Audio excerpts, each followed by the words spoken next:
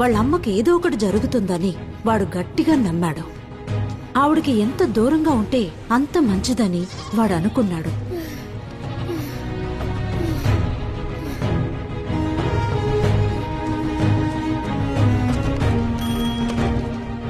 అత్తా, అమ్మకి ఇప్పుడు ఎలా ఉంది అత్తా?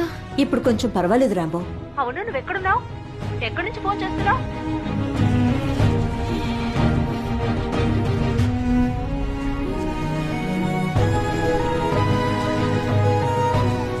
రే, ఎంతోసేపు తర్వాత మీ అమ్మ ఇప్పుడేరా లేచి కూర్చుంది. పెరుగన్నం పెట్టాను. అవును, నువ్వెప్పుడొచ్చి తింటావు?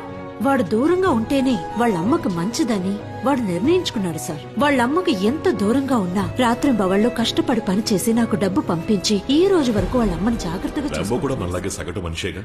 కాదు సార్, రాంబో ఎప్పుడూ కూడా తనను ఒక దురదృష్టవంతుడిగానే భావిస్తాడు సార్. నాకు ఇది జరగదు